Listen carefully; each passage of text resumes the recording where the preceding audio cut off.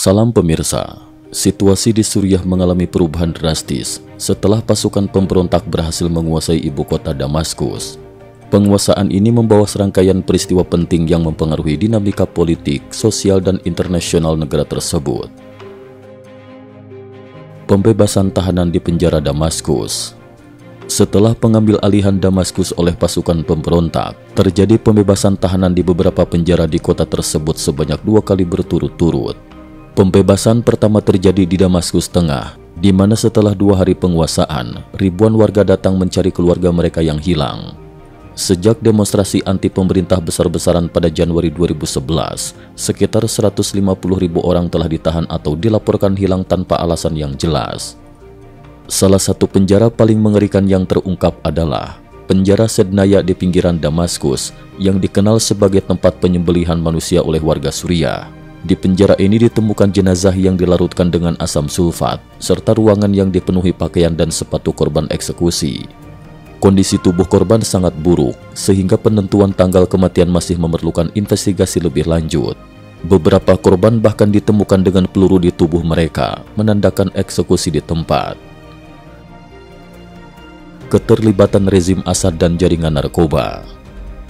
Rezim Bashar al-Assad yang berkuasa di Suriah ternyata tidak hanya menindas para pembangkang, tetapi juga terlibat dalam perdagangan narkoba untuk mendapatkan keuntungan besar. Pemberontak menemukan pabrik fentanyl yang dikendalikan oleh pemerintah Assad di kota Douma.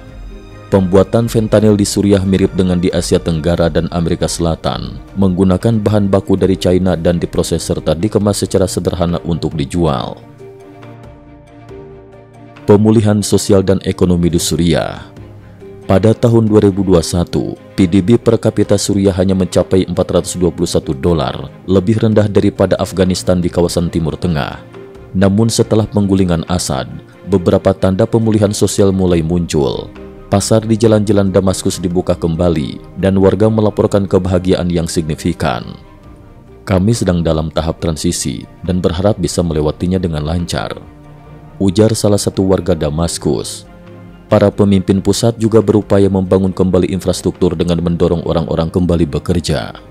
Meskipun masih menghadapi tantangan, warga Suriah mulai merasakan perubahan positif dalam kehidupan sehari-hari.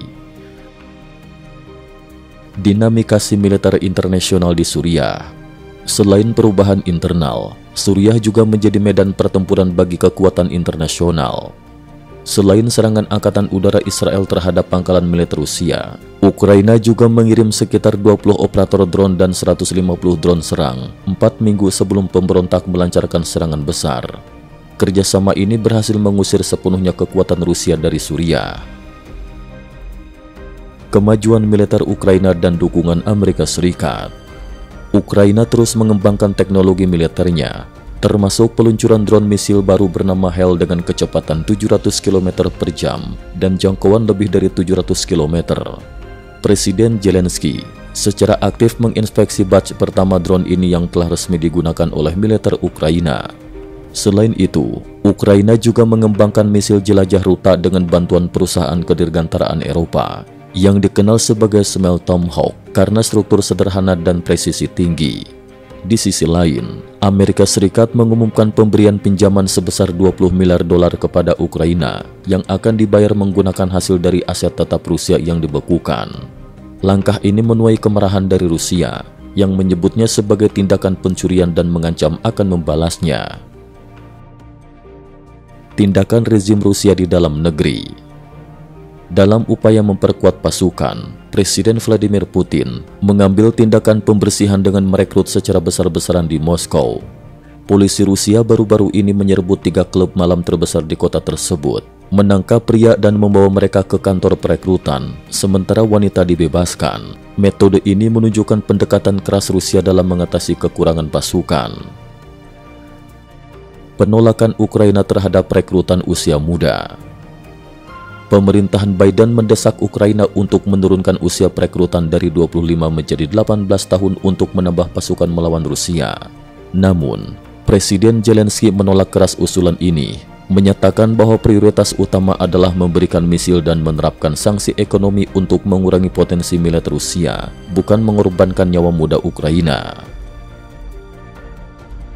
Kesimpulan, Suriah kini berada di persimpangan penting antara pemulihan internal dan dinamika geopolitik yang kompleks.